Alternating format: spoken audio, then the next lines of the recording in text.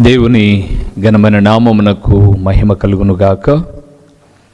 మన ప్రభువును రక్షకుడునునైన యేసుక్రీస్తుల వారి యొక్క ప్రశస్తమైన నామమునకే మహిమ ఘనత ప్రభావములు యుగ యుగములకు కలుగునుగాక. సర్వకృపానిధియగు దేవుడు ఆయన యొక్క గొప్ప కనికరమును బట్టి మరొక శ్రేష్టమైన శుభదినమును మనకు బహుమానముగా అనుగ్రహించి దేవుని విలువైన మాటలు మనము ధ్యానము చేయుటకు ప్రభువు చూపుతున్న ఈ గొప్ప కృప కొరకు స్తోత్రములు చెల్లించబద్దులమై ఉన్నాం.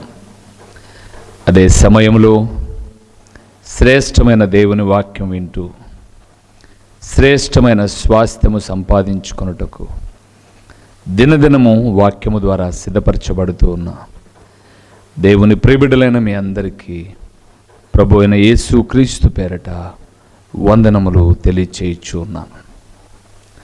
ప్రియులరా, బాగున్నారు కదండి? మీరంతా మీ అందరూ బాగుండాలి అని. ఇక్కడ బాగుంటే సరిపోదు, ఇక్కడ దేవుని వాక్యము ద్వారా బలపరచబడి ప్రభువుతో ఉండే చోటే బాగుండే చోటు. ఇక్కడ బాగున్నామని బాధలు ఉండవని కాదు. ఎంత బాగున్నా ఈ మానవ దేహంతో ఉన్నంత కాలం ఏదో ఒక బాధ అపవాది తెచ్చి పెడతాడు, లేదైనా మనమైనా తెచ్చిపెట్టుకుంటాం. అందుకే అపవాది రాలేని చోటు, మనము బాధలు తెచ్చుకోలేని చోటు ప్రభు పాద సన్నిధిలో ఇక్కడ గడిపి అక్కడ నిత్యత్వంలో ఉండడమే. దాని కొరకే ఈ లోకంలో ఈ సిద్ధపాటు. కావున ప్రియులారా, దేవుని నమ్మిన వారు దేనికి విధేయులుగా ఉండాలో, ఎలాంటి విధేయులుగా ఉండాలో, విధేయత లేకుంటే కలిగే నష్టాలేంటో ఇప్పటిదాకా చూస్తూ వచ్చాం. ఇప్పుడు దేవుని నమ్మిన మనము విధేయత కలిగి ఉంటే కలిగే ఆశీర్వాదములు ఏమిటో చూద్దాం. దేవుని నమ్ముకున్నాం అన్న మీరు చెప్పినట్టుగా సత్యమైన వాక్యమునకు, విశ్వాసమునకు, ప్రభు యొక్క మాటకు అన్ని విషయాల్లో మేము విధేయులమన్నా. గుడ్. రెండవది మీరు చెప్పినట్లుగా ప్రభు లాంటి విధేయత, భక్తులను చేర్చుకునే విధేయత, సంపూర్ణ విధేయత మాకుందన్నా. Very very good. మూడవది అవిధేయులముగా లేమన్నా. మేము విధేయత లేకుంటే తొట్టిల్లుతాము అని, విశ్రాంతిలో ప్రవేశించము అని, పాపులుగా ఉంటాము, దేవుని ఉగ్రతకు పాత్రలు అవుతాం. ఇవి మేము చేయలేదయ్యా. చాలా సంతోషం. మరి విధేయత కలిగి ఉంటే ఏం ఆశీర్వాదాలు ఉన్నాయి అవి చూద్దామా? మొదటి విషయానికి వద్దాం. ఎఫెసీయులకు రాసిన పత్రిక 6వ అధ్యాయము మొదటి 3 వచనాలు చదువుకుందాం. ఎఫెసీయులకు రాసిన పత్రిక 6వ అధ్యాయము మొదటి 3 వచనాలు. పిల్లలారా, ప్రభునందు మీ తల్లిదండ్రులకు విధేయులై ఉండుడి, ఇది ధర్మం. నీకు మేలు కలుగునట్లు నీ తల్లిని తండ్రిని సన్మానింపుము, అప్పుడు నీవు భూమి మీద దీర్ఘాయుష్మంతుడు వగుదువు. చాలు. ప్రభునందు ప్రియమైన వారలారా, విధేయత కలిగి ఉంటే కలిగే ఆశీర్వాదాలు మనం చూస్తున్నాం. ఈ సందేశం ఈరోజుతో ముగిస్తాను. మరలా ఒకసారి విధేయతను గురించి చెప్తాను. అంటే ఒకే సిరీస్గా చెప్తున్నప్పుడు మీరు క్రొత్త విషయాలు ఏమైనా నేర్చుకోవడానికి ఇబ్బంది అవుతుందేమో. విధేయులుగా ఉంటే మొట్టమొదటిది ఆయన చెబుతున్నాడు, విధేయత అనేది ధర్మం. అక్కడక్కడ మన గోడల మీద కొన్ని చోట్ల రాసింటారు, ధర్మో రక్షిత రక్షిత అని. ధర్మాన్ని నువ్వు పాటిస్తే, రక్షిస్తే ధర్మము నిన్ను రక్షిస్తుంది అని అర్థం. బైబిల్ గ్రంథం చెప్పిన సత్యమే అది. బైబిల్ చెప్తుంది ధర్మం ఏంటో తెలుసా? పిల్లలారా, ప్రభునందు ప్రభువును బట్టి మీ తల్లిదండ్రులకు విధేయులై ఉండుడి. ఏం లాభం మాకు? భూమి మీద దీర్ఘాయుష్మంతులుగా బ్రతుకుతారు. భూమి మీద ఎక్కువ కాలం బ్రతుకుతారు. ఈరోజు మీకు మాట చెప్పానా, భూమి మీద ఎక్కువ కాలం బ్రతికే సంగతి అలాగ ప్రక్కన పెడితే, అమ్మా నాన్న మాట వినుకోకుండా ఫోన్లు చూసి కంటి జబ్బులు, మెదడులో ఉన్నటువంటి నరాల బలహీనత, యవ్వన ప్రాయంలోనే చేతులు వణికిపోతున్నాయి. ఎంత దౌర్భాగ్యమో ఆలోచన చేయండి. తల్లిదండ్రులను ఏడ్పించి వారి శక్తికి మించిన బైకును కొనించుకొని హైవేలో రింగ్ రోడ్లో పోవాలరా స్పీడు అని వెళ్ళి యాక్సిడెంట్ అయ్యి కాలు చెయ్యి ఇరిగి చచ్చిపోతున్న వారు కూడా లేకపోలేదు. అవిధేయత, విధేయత ఒక మనిషిని దీర్ఘాయుష్మంతుడుగా చేస్తుంది. ఒక మనిషిని దీర్ఘాయుష్తో సంతోషంగా బ్రతికే భాగ్యాన్ని ఇస్తుంది. దైవ జనాంగమా, ఒక దేవుని సేవకుడిగా జ్ఞాపకం చేస్తున్నాను. ఈ లోకంలో దేవునికి, దేవుని తర్వాత మన తల్లిదండ్రులకు, దైవజనులకు విధేయత కలిగి జీవిస్తే మన బ్రతుకు బంగారు బాట అవుతుందండి. కానీ ఈరోజు వినరు. అందుకే బైబిల్ గ్రంథంలో జ్ఞాని అయిన సొలొమోను అన్నాడు 29వ అధ్యాయం సామెతల గ్రంథంలో, ఎన్నిసార్లు గద్దించినను లోబడని వాడు మరి తిరుగు లేకుండా హఠాత్తుగా నాశనం. కొన్ని పదాలు పలకాలంటే మాకు కూడా భయం, నాశనం. ఎందుకు? ఎన్నోసార్లు చెప్తున్నారు విధేయులుగా బ్రతకండి, విధేయులుగా బ్రతకండి, బ్రతకట్లా. ముఖ్యంగా ఈ సోషల్ మీడియా చేతిలోకి వచ్చిన తర్వాత తిరుగుబాటుతనం ఎక్కువైపోయింది పిల్లలకు.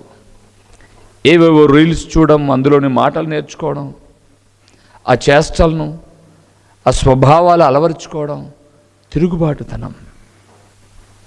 ఒకప్పుడు కాలంలో తల్లిదండ్రులు ఎదురుగా పిల్లలు నిలబడేవాళ్ళు కాదు.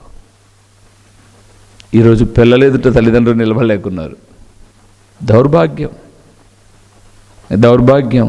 లోకంలో అయితే పోయే కాలం. ఒక దేవుని సేవకుడిగా జ్ఞాపకం చేస్తున్నాను, విధేయత కలిగి ఉంటే మొట్టమొదటి ఆశీర్వాదం దీర్ఘాయువు.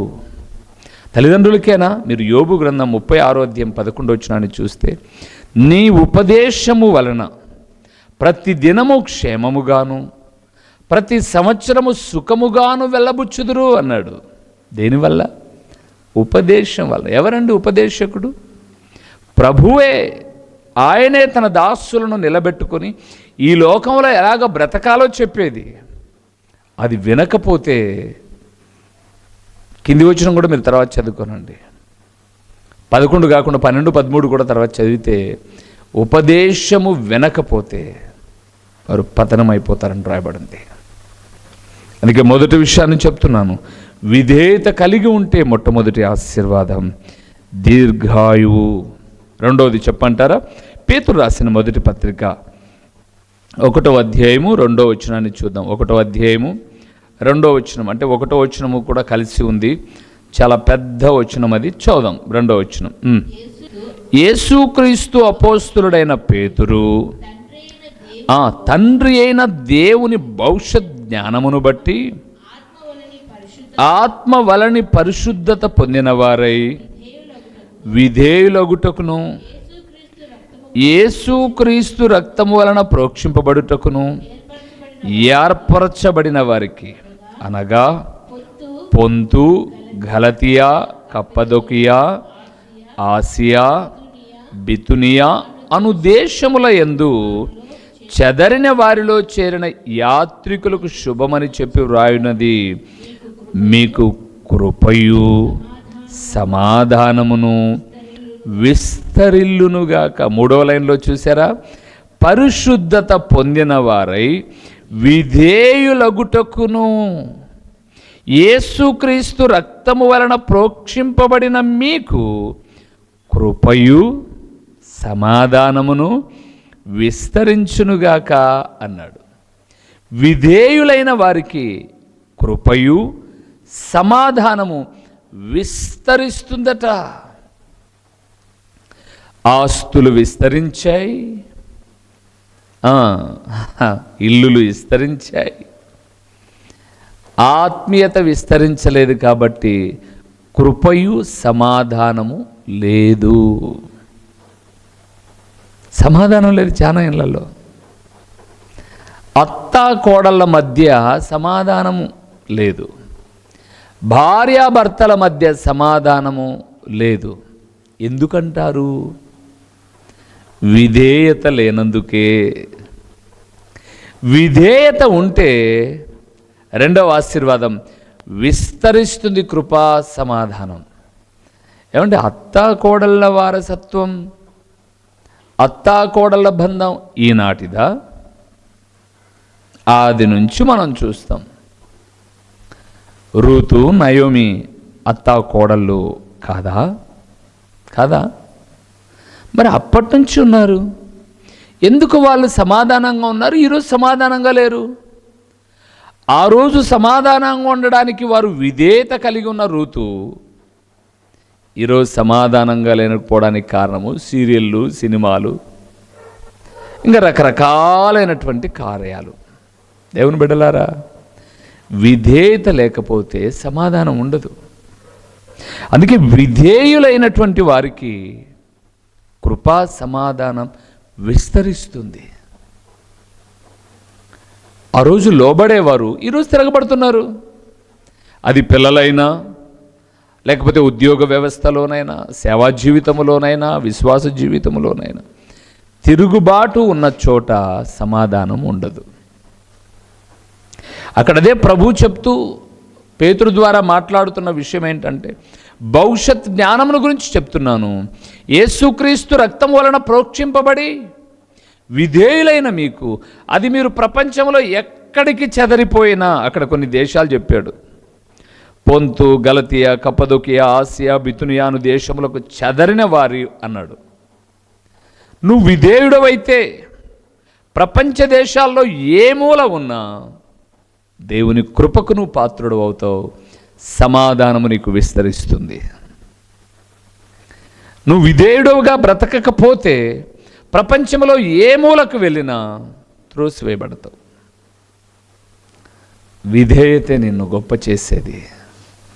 అందుకే నా దేవుని ఎదుట చెప్తున్నాను, విధేయులంగా ఉందాం, దీర్ఘాయువును పొందుకుందాం, దేవుని కృపకు పాత్రులమై సమాధానము విస్తరిస్తుందట. విస్తరించడం. ఈరోజు మాకు వస్తున్న ఫోన్ కాల్స్ ఎక్కువ శాతం భార్యాభర్తల మధ్య సమాధానం లేదు, తల్లిదండ్రులు పిల్లల మధ్య సమాధానం లేదు. అత్త కోడలు అనేది కామన్ అనుకోండి, అది పక్కన పెట్టండి. నేను ముందు చెప్తున్నాను, తల్లిదండ్రులు పిల్లల మధ్య సమాధానాలు లేవు. రెండవది, సేవకులు విశ్వాసుల మధ్య సమాధానాలు లేవండి. మేము చూస్తున్నాం స్థానిక సంఘములో వారి తిరుగుబాటుతనం, సమాధానం ఉండట్లా. మూడో విషయం, ఎవరికి విధేయులుగా ఉంటే ఏం కలుగుతాయో మూడో విషయాన్ని చూద్దామా? హెబ్రీయులకు రాసిన పత్రిక 5వ అధ్యాయము 10వ వచనాన్ని చూడండి. హెబ్రీయులకు రాసిన పత్రిక 5వ అధ్యాయము 10వ వచనము. 9-10 కలిసి ఉన్నాయి. మెల్కీసెదెకు యొక్క క్రమములో చేరిన ప్రధాన యాజకుడని దేవుని చేత పిలువబడి, ఆ మాట చూడండి, తనకు విధేయులైన వారికందరికీ నిత్య రక్షణకు కారకుడాయను. ప్రభు అయిన యేసుక్రీస్తు గురించి చెప్పిన మాట. విధేయత వలన మొదటిది దీర్ఘాయువును పొందుకుంటాం. విధేయత వలన రెండవది దేవుని కృపను పొందుకున్న మనం సమాధానం విస్తరిస్తుంది. మూడవది విధేయత వలన నిత్య రక్షణ. నిత్య అంటే నిరంతరము రక్షణ ఉంటుంది. ఎక్కడ? ప్రభుతో. అందుకే అక్కడ చెప్పాడు, నిరంతరము ఆయన పొందిన శ్రమల వలన విధేయతను నేర్చుకొనును అని రాయబడింది 8వ వచనంలో ప్రభు అయిన యేసుక్రీస్తుని గురించి. నీకు శ్రమలు వస్తున్నాయని నువ్వు కృంగిపోతున్నావేమో సోదరుడా, సోదరి. శ్రమ విధేయత నేర్పించుట కొరకు.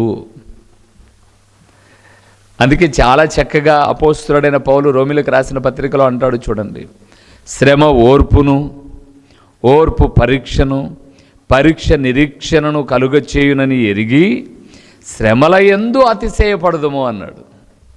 ఈరోజు చాలామంది ఫోన్ చేసి అడిగేదారు, అన్న మాకు శ్రమలు చాలా ఉన్నాయన్న. విధేయత నేర్చుకుందాం. మాకు లేవండి శ్రమలు? కోటు వేసుకొని పౌడర్ రాసుకొని లైటింగ్ ఎదురుగా కూర్చొని వాక్యం చెప్తే శ్రమలు లేవనుకుంటున్నారా మీరు?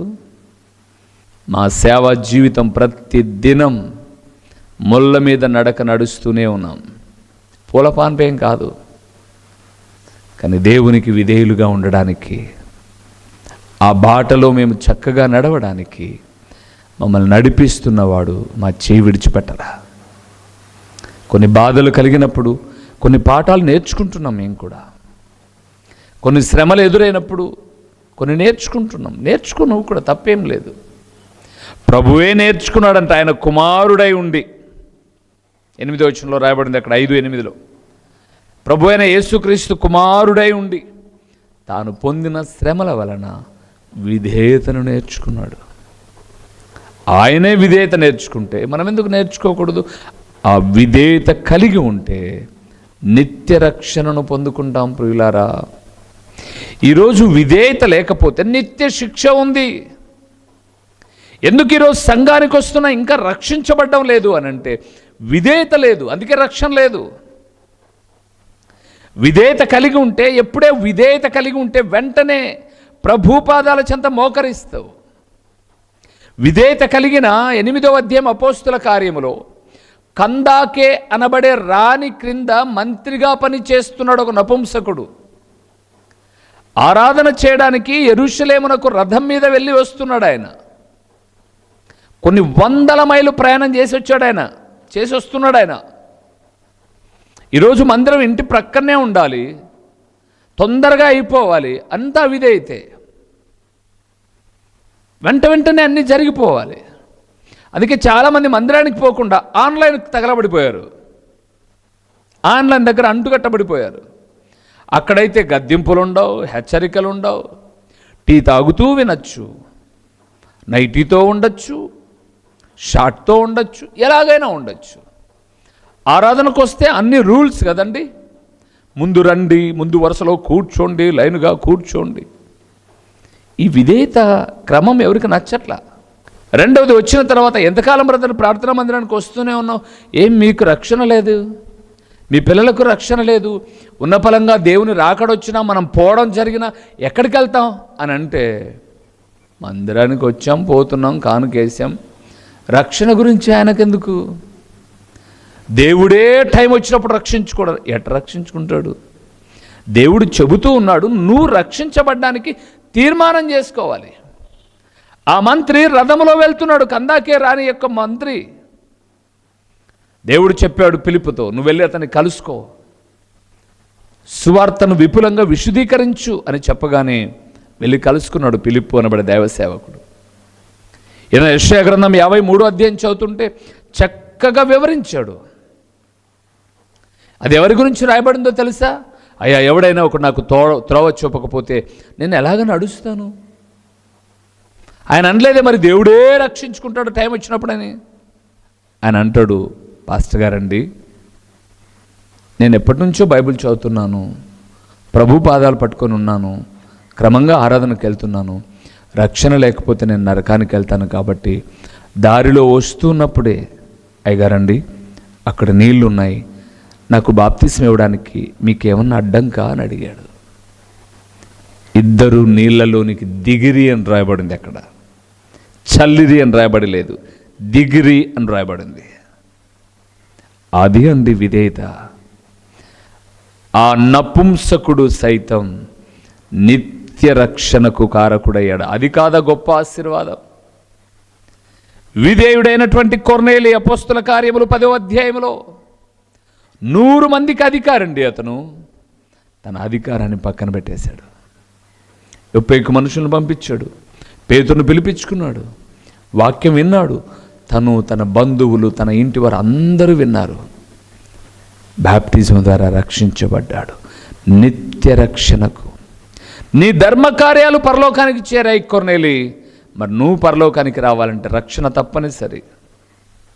అది ఒక కమాండ్మెంట్ ప్రియులారా, ఒక ఆజ్ఞ. యేసుప్రభుల వారు ఆరోహణమైనప్పుడు చెప్పిన మాట, నమ్మి బాప్తీసం పొందినవాడు రక్షించబడును, నమ్మని వానికి శిక్ష. అందుకే దేవుని సేవకుడిగా జ్ఞాపకం చేస్తున్నాను. విధేయత వలన దీర్ఘాయువు ఉంది, విధేయత వలన కృపా సమాధానం ఉంది, విధేయత వలన నిత్య రక్షణ ఉంది. ఒక్క మాట చెప్పి ముగిస్తాను ప్రియులారా. రోమీయులకు రాసిన పత్రిక 16వ అధ్యాయము 19వ వచనాన్ని చదువుదామా? రోమీయులకు రాసిన పత్రిక 16వ అధ్యాయము విధేయత వలన కలిగే ఆశీర్వాదాలు చూద్దాం. నీ విధేయత అందరికీ ప్రచురమైనది గనుక మిమ్మును గూర్చి సంతోషించుచున్నాను. చాలు ప్రియులారా, చాలు చాలు.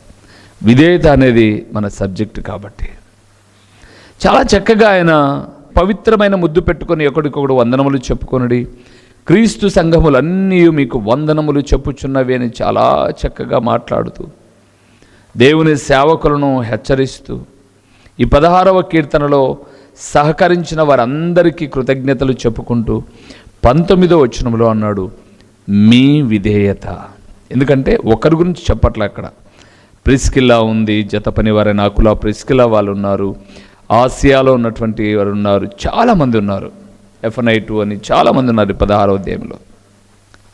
వీరందరి విధేయతను బట్టి దేవుని సేవకులు సంతోషిస్తున్నారు. దేవునందు ప్రియమైన వారలారా, నీ విధేయతను బట్టి నువ్వు వెళ్తున్న స్థానిక సంఘ కాపరి సంతోషంగా ఉన్నారా? మా దగ్గరకు ఒక 100 మంది వస్తారండి. ఇంతకుముందు 120 అని చెప్పాం కదండి. కొంతమంది వాక్య గద్దింపును ఇష్టపడలేక ఆగిపోయారు. గద్దింపు లేకోకుండా సునాయాసంగా ఉన్న చోట్ల కొంతమంది వెళ్ళిపోతున్నారు. నేను చాలా పర్యాయములు దేవుని ఎదుట ఒకటే అడుగుతున్నాను, ప్రభువా, నా సాక్ష్యాన్ని కాపాడుకొని, వ్యక్తిత్వాన్ని కాపాడుకొని స్వార్థ ప్రకటిస్తూ ఉన్నాను. ఒక తండ్రి వలె సరైన మార్గాన్ని నేర్పిస్తూ ఉన్నాను.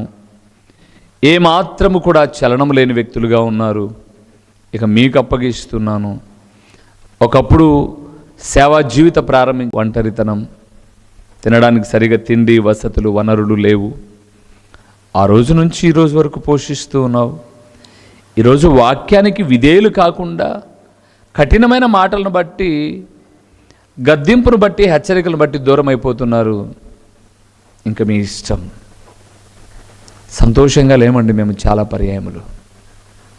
విశ్వాసుల అలుగులు, సనుగులు, తిరుగుబాటుతనం, బయటకు వెళ్ళిపోయిన తర్వాత మా కానుకలతో ఇన్ని రోజులు బతికాడు, అవిధేయులు. కానీ పౌలు అంటాడు, విధేయత వలన సేవకుడు సంతోషిస్తున్నాడు. పౌలు సంతోషిస్తున్నాడు ప్రియులారా. అక్కడ ఆ మాట 19లో, మీ విధేయత అందరికీ ప్రచురమైనది గనుక మిమ్మును గూర్చి నేను సంతోషిస్తున్నాను. దేవునందు ప్రియులారా, ఈ వాక్యమనే దేవుని ప్రియబిడ్డలారా, మీ యొక్క విధేయతను బట్టి మీ కాపరి సంతోషించాలి. మీ విధేయతను బట్టి ప్రభువు సంతోషించాలి. వారు బాధపడ్డారా, మీరు ఇబ్బంది పడతారు. ఏంటన్నా అలాగన్నారు? అవును, మీరు హెబ్రీయులకు రాసిన పత్రిక 13వ అధ్యాయం తర్వాత 13, 14 అలాగ వచనాలు చదువుకుంటూ వెళ్తున్నప్పుడు, మీ పైన నాయకులుగా ఉన్నవారు దేవునికి లెక్క అప్పచెప్పవలసి ఉన్నారు. కాబట్టి వారు బాధతో కాకుండా సంతోషముతో దేవుని సేవ చేయనట్టు వారి మాట విని వారికి లోబడి ఉండుడి, విధేయులై ఉండుడి అన్నాడు. వారు దుఃఖముతో ఆ పని చేసిన ఎడల మీకు నిష్ప్రయోజనము అన్నాడు. దేవుని జనాంగమా, విధేయులను బట్టి కలిగే ఆశీర్వాదం సేవకులు సంతోషిస్తారు. సేవకులు సంతోషిస్తే నిండు మనస్సుతో మిమ్మల్ని దీవిస్తారు. నిండు మనస్సుతో మిమ్మల్ని దీవిస్తే సేవకుని నోటి మాటను దేవుడు అంగీకరించి ఫలభరితమైన జీవితాన్ని ఇస్తాడు. ఇంతకీ వాక్యం వింటున్న దేవుని కుమారుడా, దేవునికి ప్రియ కుమార్తె, ఉందా నీలో విధేయత? సంఘములో విధేయత లేదు, తిరుగుబాటు అయిపోయిందండి. ఈరోజు ఎన్నో మందిరాలు పోలీస్ పహారాలో నడుస్తున్నాయి. తాళాలు వేసేస్తున్నారు. నేను సేవకుని అంటే నేనే సేవకుని అని. చాలా బాధాకరమైన విషయం. గొప్ప గొప్ప దైవజనులు కష్టపడి దేవుని మందిరంలో కొరకు ప్రయాసపడితే ఈరోజు తాళాలు వేసి పోలీస్ పహారాలో 2-3 వర్గాలైపోయి. కారణం ఏంటి? విధేయత లేకపోవడమే.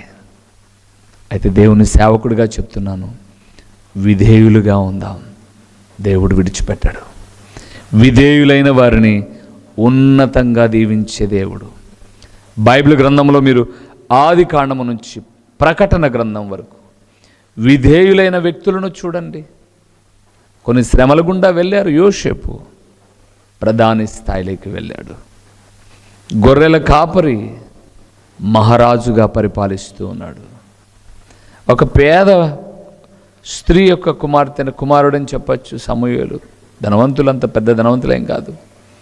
ఒక న్యాయాధిపతిగా విధేయుడైన యెహోషువ, మోషే తదుపరి ఒక నాయకుడుగా. విధేయత వల్ల చాలా దీవెనలు ఉన్నాయి. అందులో మొదటిది దీర్ఘాయువు, రెండవది కృపా సమాధానములు, మూడవది నిత్యరక్షణ, నాలుగవది సేవకుడు సంతోషించి దీవించడం. ఇంకేం కావాలి? విధేయులుగా ఉందామా? ప్రభు రాజ్యాన్ని స్వతంత్రించుకుందాం. ప్రార్థన చేసుకుందాం. మరొక సందేశంతో, మరొక క్రొత్త విషయంతో మేము ముందుకు రావచ్చు వరకు ప్రార్థన చేద్దాం. ప్రియులారా, మా కొరకు కూడా ప్రార్థించండి. మేము దేవుని వాక్యానికి విధేయులమై వెళ్తూ ఉన్నాం. మేము కూడా ఎక్కడ అవిధేయులుగా బ్రతకోకుండా మా కొరకు కూడా ప్రార్థించండి. ప్రార్థన చేసుకుందాం.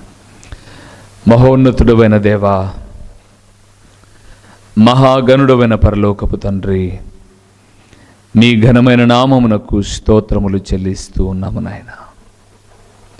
నిన్ను నమ్మిన బిడ్డలమైన మేము దేనికి విధేయులుగా ఉండాలో, ఎలాంటి విధేయులుగా ఉండాలో, విధేయత లేకపోతే కలిగే నష్టాలేంటో, విధేయతలో ఉన్న ఆశీర్వాదాలేంటో ఈ 4 రోజులు క్రమముగా అద్భుతకరమైన విషయాలు మీరు మాట్లాడుతూ వచ్చారు నాయన.